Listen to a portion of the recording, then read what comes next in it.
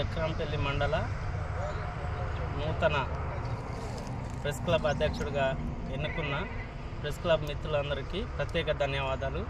ముఖ్యంగా చాలా కాలంగా ప్రెస్ క్లబ్ ఎన్నిక చేయాలని అనుకున్నాము. అందులో భాగంగా గతంలో తిరుపతి అధ్యక్షుడిగా ఉండే, నేను జనరల్ సెక్రటరీగా ఉండే. ఈసారి నూతన కార్యవర్గాన్ని ఎన్నుకోవడం జరిగింది.